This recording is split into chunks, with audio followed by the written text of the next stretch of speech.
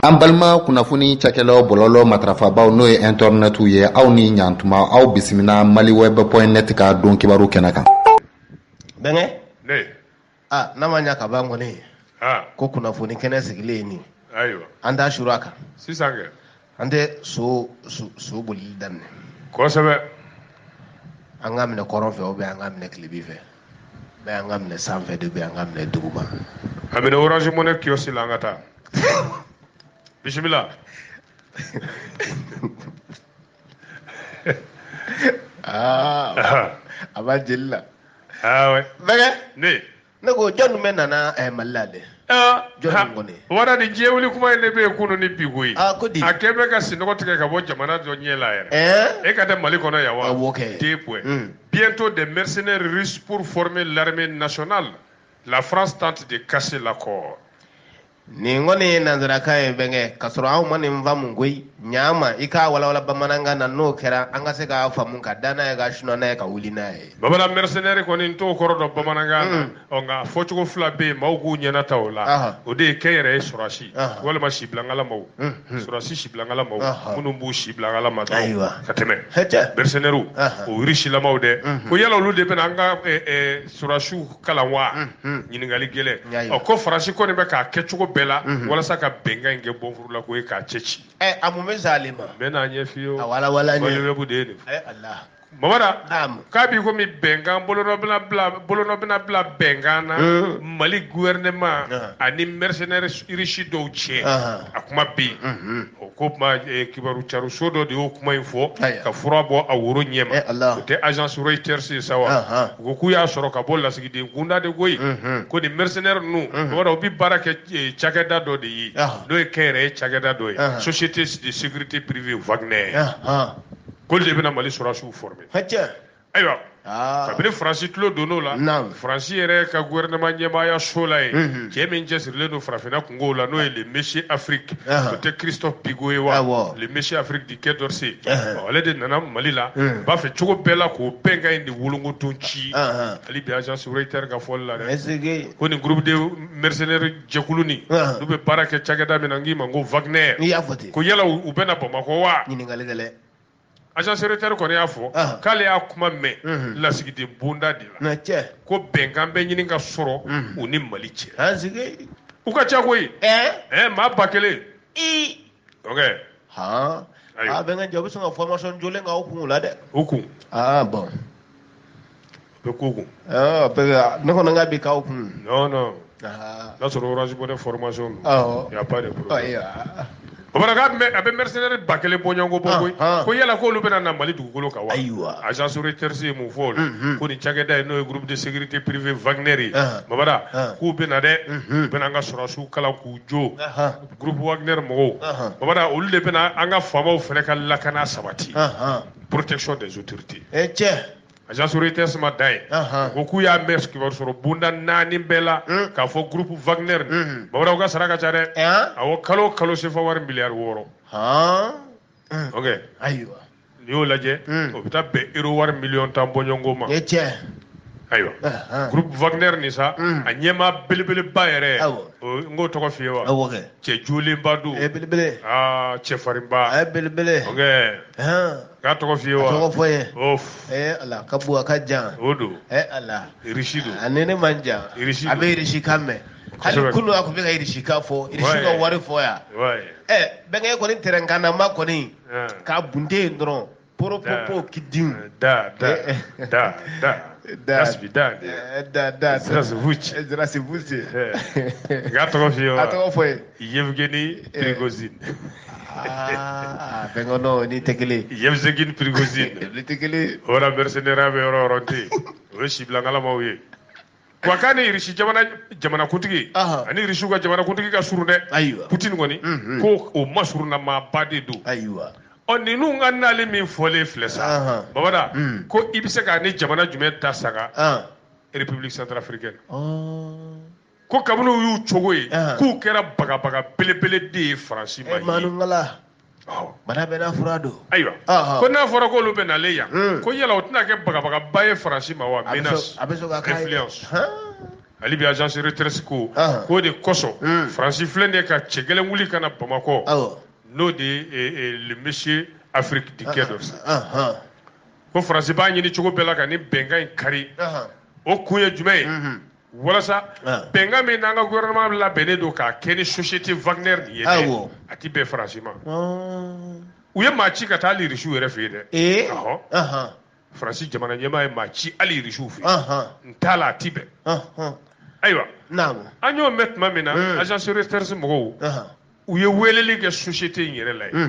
Wagner la ye walasa k'a fɔ nin kuma min bɛ sen na yala bɛnkan don wa bɛn a kɛra wa a ma kɛ mun don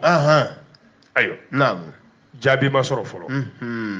nka Faransi ka maa 5000 de bɛ anw fɛ yan hali bi Sahel kɔnɔ Sahel kɔnɔ yen opération Barkhane na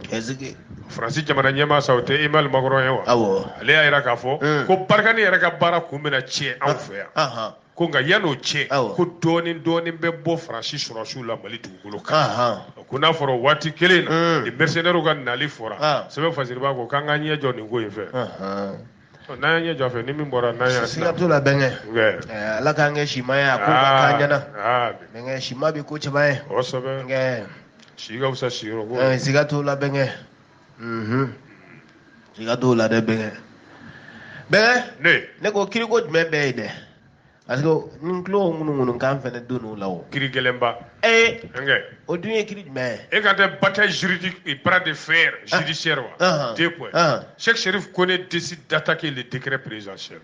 mais e k'a dɔn o ye nanzarakan ko ale dalen ɲɔgɔn kan walawalalen ni fɛsɛfɛsɛli bɛn b'a la kojugu i n'a fɔ ji sɛnsɛnnen bɛ min cogo min an ka se k'an yɛrɛ sɔrɔ a kɔnɔ joona babada ko kiriba dɔ bɛna wuli min samanen don k'a jija k'a kɛ ba ɲa sɔrɔ i ka sɔ kɛlen t'a la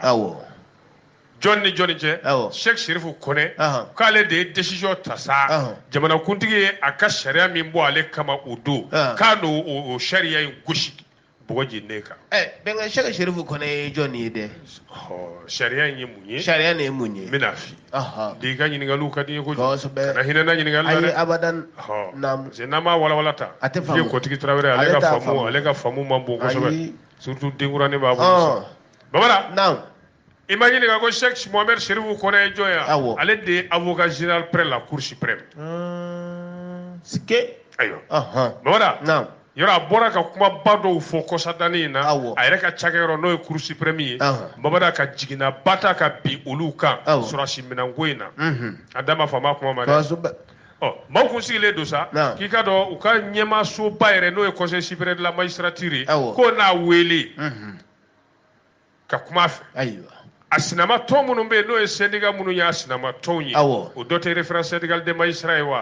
Bamara olu pɛrɛlen k'u b'o kɛ tuma min na dɛ décret de bɔra sanfɛ jamana ɲɛmaayaso la ka cun ten kurum k'i wulila ka b'i nɔ la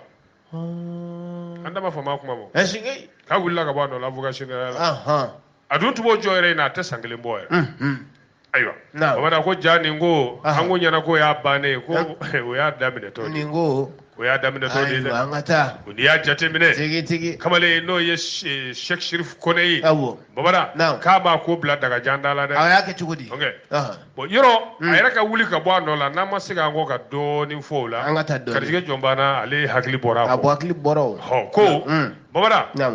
a bɔra ka a ka ɲɛmaa o ka sariya o ka baara kelen dɔw de kɔrɔba tigɛ mun ko la Bube minɛli la ani Madame Boire Fili Sisɔgɔ minɛli la ko a ka ɲɛmaa n'o ye Cour suprême ɲɛmaaba ye k'o y'o baara ninnu kɛ cogo min a ma kɛ sariya kɔrɔ o fɔ o de ma bɛn ɲɛmaaw ma u y'a wuli u y'a wuli ka bɔ a nɔ ja ko kɛra siɲɛta barata kun fɔlɔ ye ko filanan b'a la dɛ n'o kɛra an tɛna wele ko avocat général tuguni dɛ an b'a wele avocat général kɔrɔ Bamara k'a b'a fɛ k'i fili kiri wɛrɛ la tuguni min ni fɔlɔ in tɛ kelen ye a k'a ɲɛfɔ o jumɛn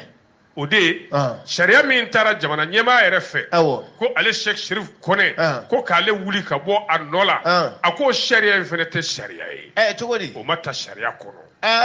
bɛn ka ɲɛfɔ ye ko kamalen dun fɛnɛ Cheikh Chérif Koné ni Bamara a nɔnfɔw ka jan dɛ a ka jɛkulu in diɲɛ lamini tɔnbaw bɛ a kalama Bamara maadenninw tɛ ayiwa Ola sa ale fene ton belebele do de nyema chef Chérif Koné ni ngoni o yi ton nyuma association des procureurs et poursuivants o ko la adme procureur ani noboli gelaw olu ka jeguluba nyema de ay ko balagat na kele bla ko ay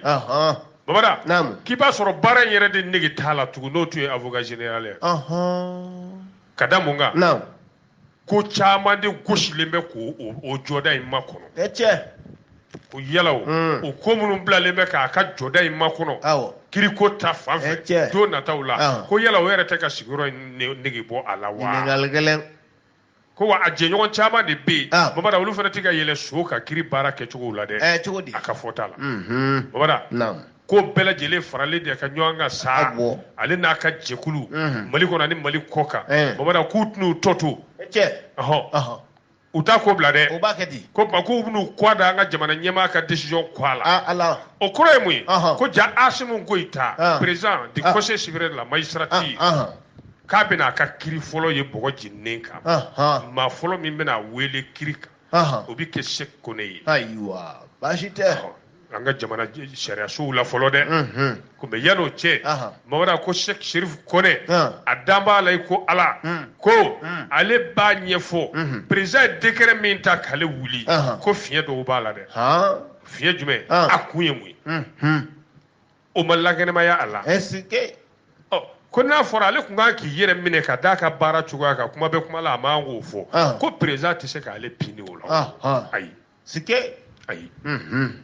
ko donc o baara min kɛlen filɛ nin ye a ko fana ko forfaiture b'o la o fana ma kɛ ko fili b'o kɔnɔ ko n'i y'o fara i k'a dɔn kuma caman camanw kan ale ka wulili ka bɔ a nɔ la degré wala k'o tun place tɛ yan fɔlɔ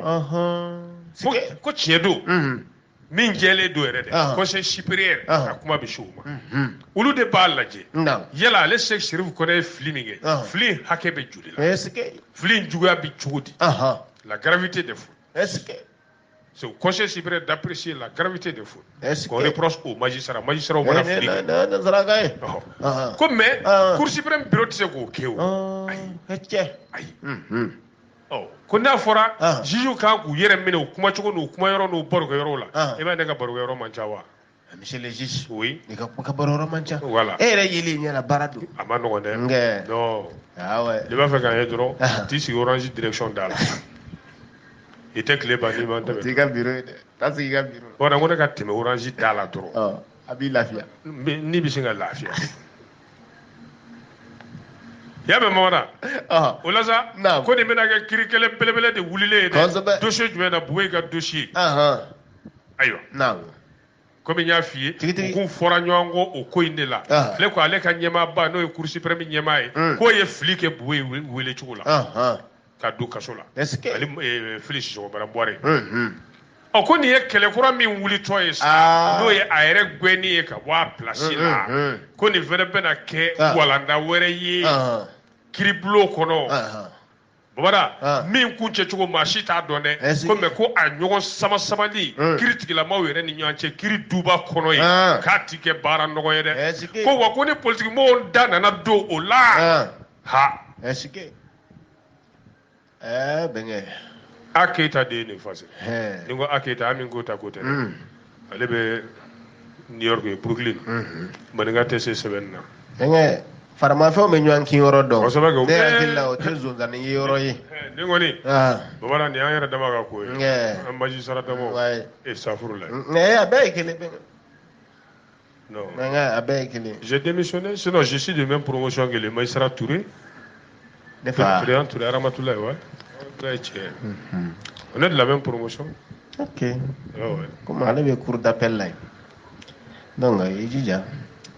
et ka bureau peut-être à bureau ɲɛsin bɛ sɔrɔ ɲɔgɔn ma. Non, o bɛ taa ne ka dossier di Orange kiosque kɔnɔ ye. Yɔrɔ grillage ni b'o la ye. Den kan ka min kiri i b'i jɔ grillage kɔfɛ.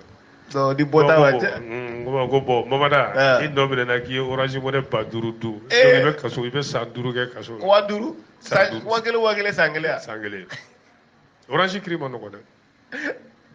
Bɛnkɛ. Ne ko jɔnni bɛ se ka Sogɛli kisi dɛ. Ne o kuma i n'a mɛn kama bi yan. Non bɛnkɛ bi ɲininkaliw ye bi ɲininkaliw ye Tarafa Tayi ninnu de ye dɛ bɛnkɛ. Et que trahison ta ko flana ba 2 points. Qui pour sauver les soldats Shogel? Mais ne ana zara kan ya yelama juna an ga sika an ga tata la juna kata. Ora nam faga fraja faga ta ko flana ina sa ko joni de bise ka Shogel joni de bina Shogel kishi. Gafe mi ya wala les témoins bi bolé do de wala ibaro Shogel ko ni ale nana do faga fraja faga terrain goro ka to tama ere la sa terrain bi talit mo bi paw ale ipanga yela ko na garzige do we ugumu ngonna la ale de nana ke premier ministre flana ibeka ka fanga bine ko babada ko nga sigira sheji mi ngono ko sheji mamma gande sheji njale do koyi kada munga babada ka do fo nyogon ko dama do be ale yere ka bara tabulu la don ko folo ni bara bulu dalu te ka nyon soro babada ko ye sheji sigili geleya bulu ko so be ko ali nasoro ka do CNT no ye wasablu ye fa franja fa wasablu ye no lu ko ne ka kokorma do baye ulu sona ka bara bulu dali no ye plan d'action gouvernemental babada ko nga o plan d'action gouvernemental ni de o de tambe gushi ikado banyagara kulula montagne tara gushula babada fo ka ke geleya dai abiga ko ma se ka walanda min soro sisa sa folo ni ngoro do de ambo walanda soro chogodi anyo me chogodi nere baden koroke Goodluck Jonathan ale kan nali CEDEAO to yora nale no Goodluck Jonathan ni ay sigi ka kuma ke ni ma chamanye ma dabe mali kuma la andama fama ni ma ka bo fa befe mu sirali doma okay ina fawo okay nyanangi go korogete akon de kisa ke ko wala nyanangi go newa ndaga dogo ayo ayo ko ja Goodluck Jonathan na lede ko da kuma bunun temana ni Shogel che ko de fleka Shogel ga fere beke bon furu la ko chugodi ko ka daka Goodluck Jonathan ku mamunumunu jidala na yede ko jona fo ka mingera ka be wati mi ma ko baraka ke ka be o ma ko be olu nana soro Shogel kembe ka bara munun buluda olu katara ka bo wati ma odu ke chugodi doye jume organe unique de gestion des élections jekulu kelen ka kalafili bɛɛ labɛn ko du fɛnɛ yɛlɛma belebele de ka gouvernement ɲɛma ni a kɛnbɛ k'o fɛnɛ bila o ti girin ka kɛ sa fɔlɔ dɛ ko fo foroba kuma dɔ ka sigi n'o ye assise nationale k'o fɛnɛ ye baara kolo girinba de ye belebele ayiwa ko Shogel yɛrɛ to hakili la a bɛn'o baara ninnu kɛ kalo kura de dɛ octobre octobre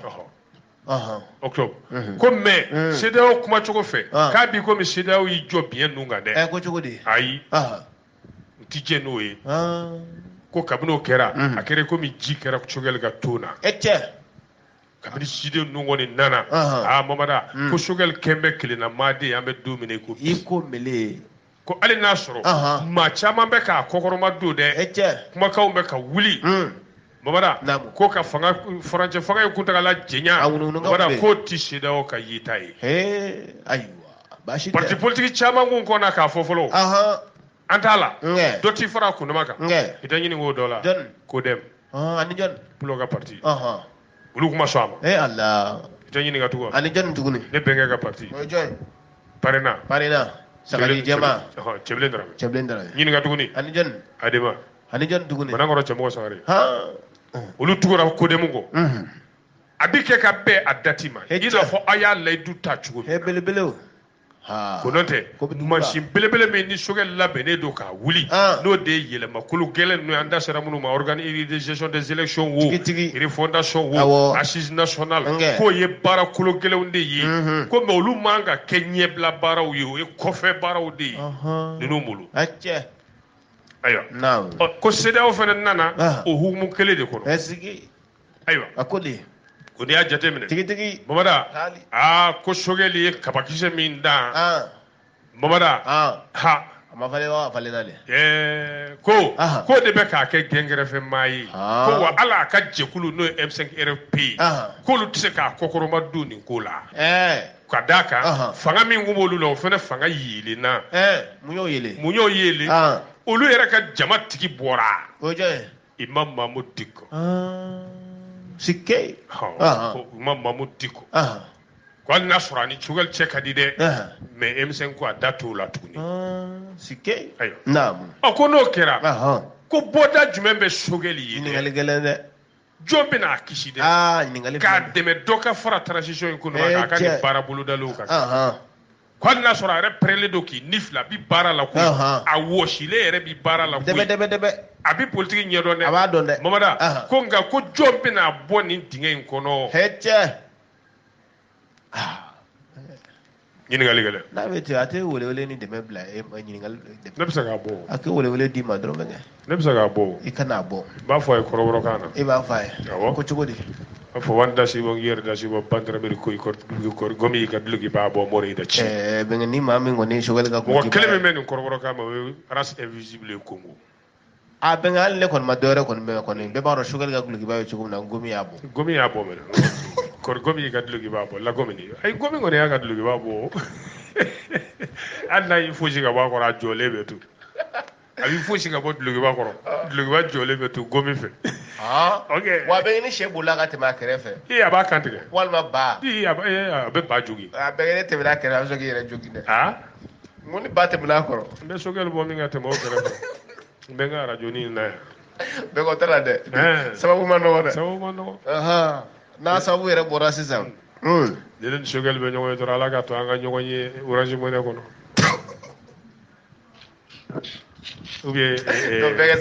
ou bien bangi machine électrique no be carte de euro ga war aba bo do ko ngonta dia na ko no ko monsieur Lora ya go hey kangarda kororo sabalide kangarda kororo kana aw kangarda so ni habo nanga da abo mesambe kororo ga ni o kangarda abo hey biro mas demo de ya voilà ne injefu manga koy wuci wadi juna ngata ni ci fama ay ci fanta ni me injefu as me injefu no injefu way masi ni no injefu masi shogel masi ay be nga na machine na okli na dura ay bo mas amuna machine muna tise ga warde ne mas ka wardi ma abi ngona ngi ko na oshira de ngwayi akontesi shili mo donc ko kuna ja bo mi ga shi shogel fi ambe domine gobi trabasuluma ke ga tambe so e bo ra de be shi rodo gui de be ga shi kulugulu ni ngoro san bula ci la fiale ba wala me wuyo nga salon ne go ji la blale bismillah ne Mungera sigaso ya o mandi ko sobe ante pakuna aide quand des régions militaires numéro 8 ma sigaso les femmes ont contré une attaque terroriste à Maou Menganena zaragaide manangata sigaso anga surashi mara bulu fara shegina di anga chedo ngulu basiri tabawu uyedda tabe waleke la do gushi mahundu ulaye balije defo mengani toni wala bora kuyu gushi kuyi willa kube tam mahunde attaqué mahumbe yoroso marala kuchala sregli la kuchala region awo abe gouverneur fu ambafo général Abla Chiché kaka dimba fu ambu bevo bora naam kuchala region a kera suro de ka duje bila de kera suro ere de ne ba fi ngona to lani sura su chama ba be yafo 2h du matin suro tarbachu pom kidu iga kizema vari ni dale tubani va manga sura shifla jugina date wala gala nunga ma fla sara anyu ka moto bi kono to ni kili de mine arajo kili mine na babada ni ka marama fe cheju chama chargeru ni fo be mine na ali bi sura shube ka tubi bi uno fe kuna fone morami force armée malienne aywa menga benya yonge menga mo fene ka jijeni de okay babada nam oui, des fois, oui. Coquet cache l'assassinat de 2 camionneurs marocains à Djidjeni. Toulougana, comme Kode Dougoledo, camion boula marocain flaka fagali mingera Djidjeni. Comme Dougolembe à Kola. Yinigaligele. Les républicains mali de awala. Orebado ye chauffeur fla de fa camion boula do marocain undo. O sibiri temene. Maufe mamunu malakodo. Il y a faute de individus armés non identifiés. Combien d'années ils ne sont pas identifiés? Qui doit les identifier? Ont-ils les moyens de les identifier? Ont-ils le courage politique de les identifier? C'est ça le problème. Problème. anga ministre min cesirle no mali ni jamana woro cesira tamala o tabla job yesa wa mamada ale de Morocco ambassadeur bismillah kunu kalo kilitani saba Morocco ambassadeur nga gundoni do fiya ambassadeur fefe be mali ale de ga koronu be l'ambassadeur de sa majesté le roi du Maroc le doyen du corps diplomatique ayo de bismillah ay ni John oui aya kele de bismillah atawo benga Morocco ambassadeur doyen radio la jonga corona obe abelo he oyede ke abe kele dia doyen bora doyen ya be doyen okay jalaw de te kele dro l'ambassadeur de sa majesté du roi du Maroc doyen de corps diplomatique benga badara saja adafa sajaja badara sajaja ambassadeur du Maroc au Mali avec résidence à Radio Raël FM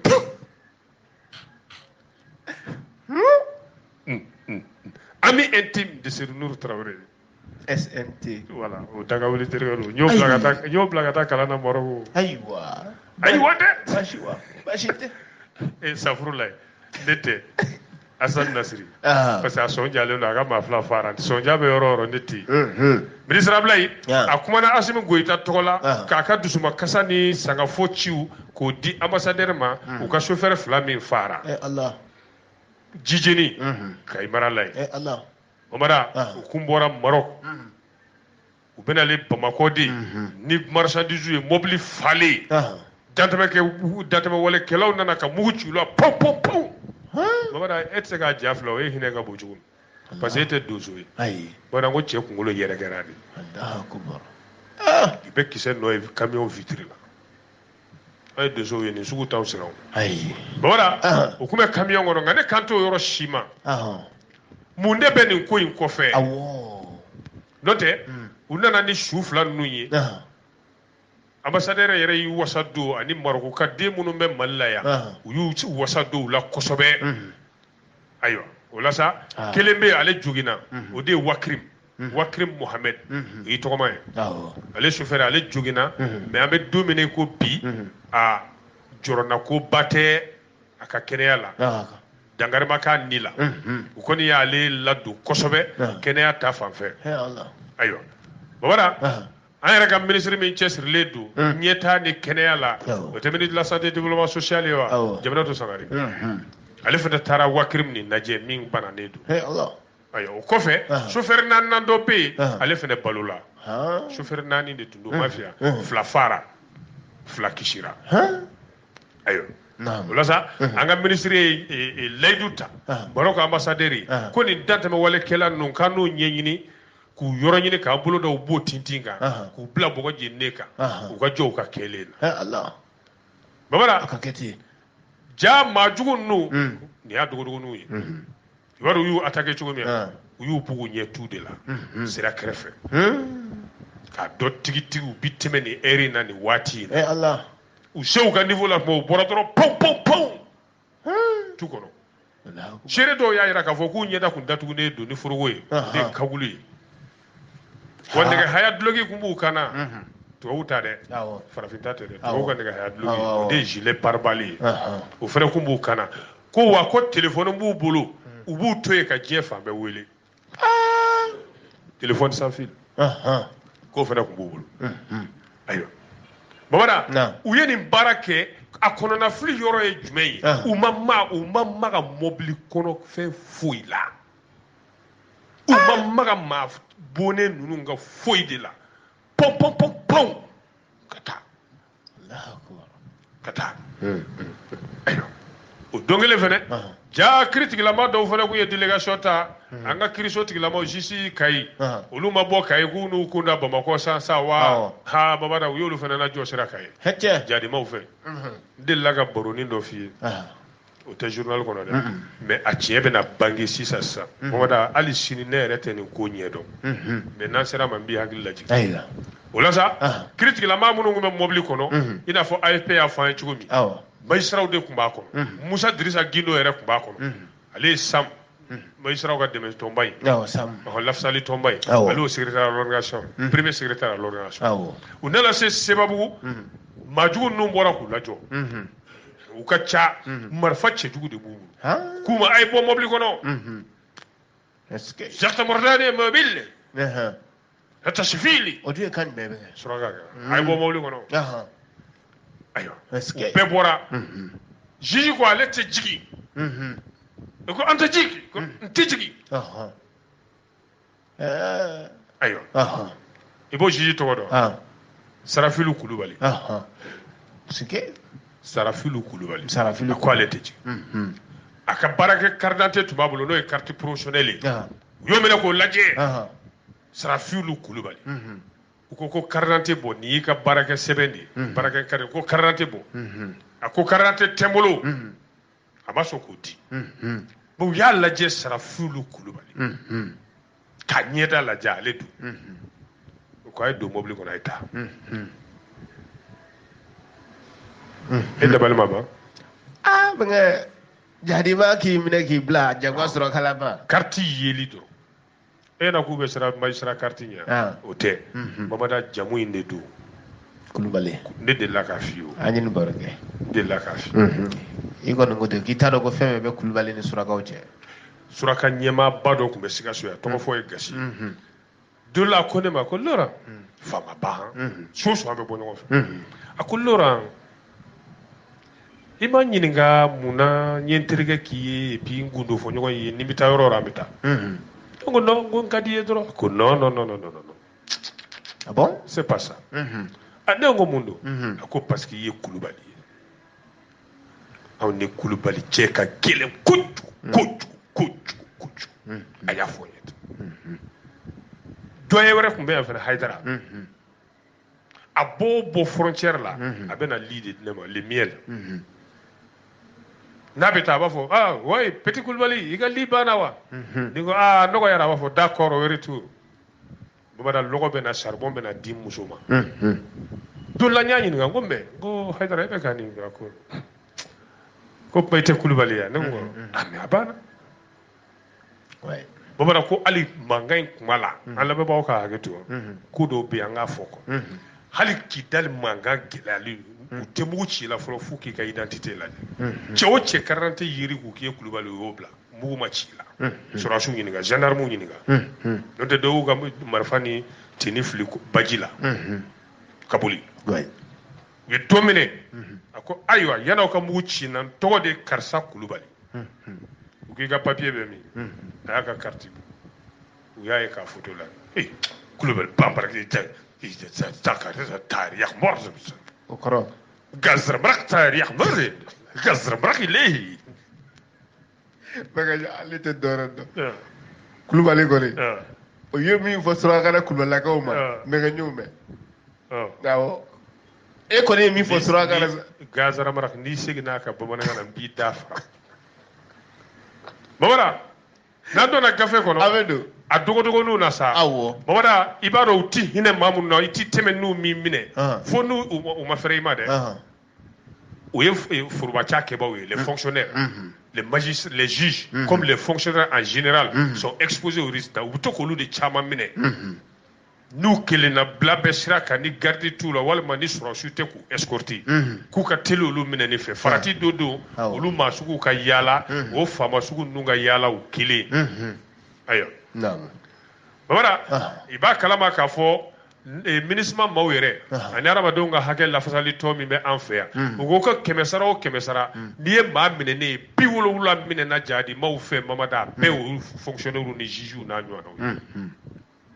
di gardi tuko yoro mali be o koyinde kono kabili samba flani tan fla nanga korofera yubu yabara ni kado datwe wole gelaw ye kene mine o be jamana mine kana nyon fo ye region saba mine kle saba kono kabilo wati de fo farasine nana mbobulu la wati ni hagli bala ndaba fa babara ko nunde be alibi fa ali chejugu ni nyogo mine kano kesiya wolo makelaw ya yero ni nyonche kasinga korofela noni ka jigi chama la ko suruba o mala saki kunda klibi kasa Kabo de Koname domine ko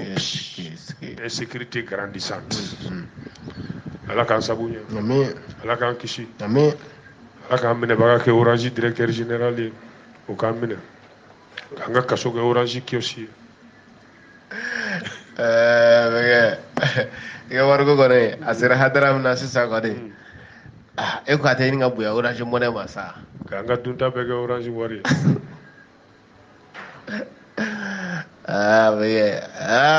sagori jena bora ne wa bisa badna maka mishi kilin da ko nga kilinta nga mishi faleta wala manga ta wa bisa ba retre ga orange la ebe jumenta ebe ne mishi faleta ke ne be orange ta amuna ebe mishi ta no sari buludu leta e dragun manindro wari nyogon tesa foi mande ga warbo bora ne ga ko yamuso ne ba ga su folo fale orange mo ne wa kemela ni wa keme cinema orange mo la ko ngana shinga ko yamuso fi ni shira ga fo matu naga da kata bismillah de vega de jogotiu jogo ya retro la venga ne iko baba me club l'Orange Jacques Paris France amufu club la D groupe la D groupe l'Orange Jacques 1D Espagne Tripoli ambu befo limagona ka jamo qu'est-ce que akano mana lamé ba ambu befo kuni chesiri kuni kanu kuni deme ade deme aywa ben ne amita nyafe aywa iko ko jonyi muso chamanta ma fo ngom benge isa daro sila joye muso chamanta joma clear muso ni nyanje kan ko tigi da be siga so yo ore iku fa muso la iklenin tu ni nyanje si tu ye ku la do ere Allah bengo e joye ta mama daga ni gwabe ko muso la be ta mama daga sura fene so ga to do ni gwabe muso fulo la be ta ne ga sura fene do mine ga to do ma anin ka suruti sinu ga suru akasuru abeta asiyenga suru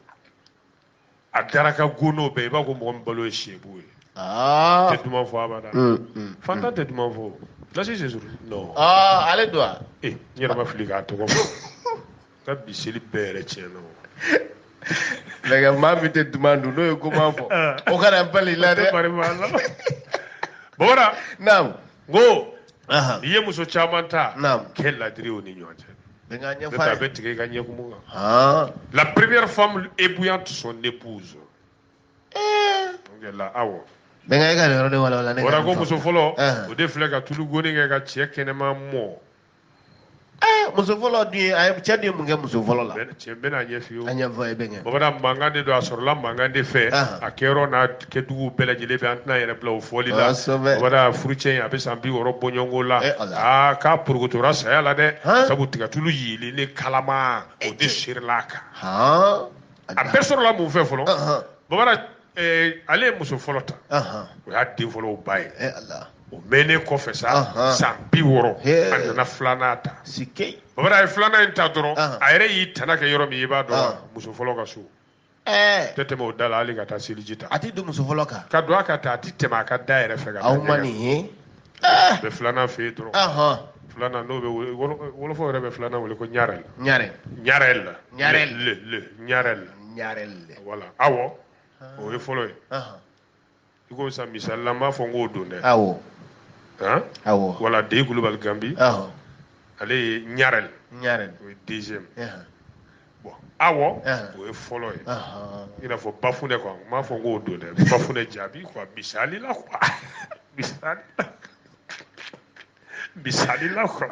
vega bisali du famno afamna ora c'est de flek yele ma flana yere fi sa tingilo est-ce que muso follow do afere sibritira wada sambi duru ni do doke dogama yi Allah impolitesse mulubaliya we ko yomuso tega min ta ka sega Allah waro no sugo ya muso la kaw soro be giringa tami girina ka ta karamo sola tarasi karamo bado ma dongo tigido ala doni kala fala abe fendo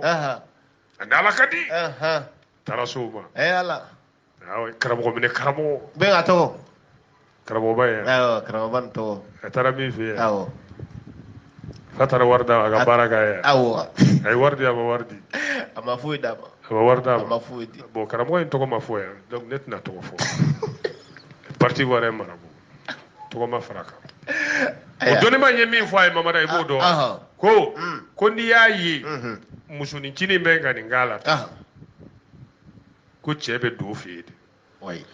k'i tɛ don so kɔnɔ n'i ma rideau cɛ ka bɔ da la ko n'i sera k'i sinamuso ka rideau sɔrɔ ka na n bɛ baara kɛ cɛ tɛ don yen tugun muso fɔlɔ ko k'o ka nɔgɔn o fana ci fɔ a denkɛ kɔrɔbalen k'i banicinin ka rideau bɛlɛ k'a bɔ ka na o fana y'i sigi ka banicinin bɛlɛ o ma don ɲɛgɛn na ka t'i ko sa wa o y'a sɔrɔ ale yɛrɛ bɛ tulu kalaya la a k'an ka jɛgɛ dɔ jiran denkɛ fɔlɔ de taara rideau démonter la sa fa y'o minɛ yen fa ko e bɛ mun kɛ nin na a ko n ba de ye n bila la u taara ba fɛ yen cɛkɔrɔba taara muso fɔlɔ nin dɔgɔya k'a bɔrɔtɔ fo musonicinin y'o mɛn k'a to ɲɛgɛn na o fana bɔra ɲɛgɛn na ten paraw a safinɛlama ka fini siri a kɔkɔ la ka na u y'a ladi muso fɔlɔ in ma muso fɔlɔ de y'u t'o la dɔrɔn a birilen tulu kala kunna dɛ ka sin ka pɔli kalama ta ka tulu yeri cɛ kan ten i m'a kɔ bɛɛ mɔlen ko sabu k'a ma kɛ ladiri olu ni ɲɔgɔn cɛ kulikan gannen sa sigiɲɔgɔnw nana u ye cɛ ta ka taa n'o ye dɔgɔtɔrɔso la musonicinin y'i yɛrɛ ɲini a kɛnɛ minɛ yan'a ko ɲɛ ka sɔrɔ u taalen hôpital la yen sa yarɔ kuma ma se fanga tigilamaw ma sa wa fanga tigilamaw kuma sera olu ma tuma min na donc olu ko muso fɔlɔ de nɔ don u taara ale minɛ ka denkɛ minɛ bamara k'u bɛɛ bila kiri ka bolo kan sɛbɛn fasiribaa de ko mun ye nin lase cɛ in ma ka tuluguni in bɔ a kan ko mun y'a lase a ma a ma kɛ ladiri n'a kun kɛra ladiri ka tile muso ni ɲɔgɔn cɛ a kun tɛ se nin ma dɛ bɛnkɛ siga t'a la ja bɛnkɛ tilenbaliya ma ye muso ni ɲɔgɔn cɛ a ma ɲi dɛ a bɛ se ka ko dɔ jigin do kɔnɔ dɛ e b'a ye 5 de bɛ ne bolo mɛ n tilennen don a bɛɛ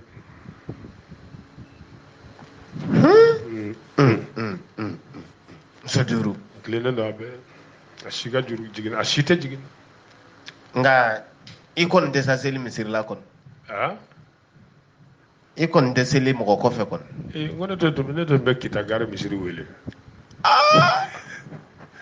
ka 5 nin ci quoi SNT Seydi Nuru n'a ma nin gɛn ka bɔ a ka misiri la n'i m'a kuma bila n bɛ 1 furu sa k'a to 4 ye dɛ wa ni dun bɛ 1 furu sa i ba don koyi n bɛ bafunɛ bila dɛ n'o kɛra ne bɛ fa kura sɔrɔ o ka ɲi ne n'a bɛɛ bɛ taa ye o ka ɲi wa n'i y'a bila n'a furula cɛ wɛrɛ ma n b'o attaquer tribunal la justice internationale CPI cour pénale internationale yɛrɛ bamanan an bɛ bɛɛ lajɛlen fo o bɛ dansigi bi taa bɛɛ barika da ni ala ma baasi kɛ sini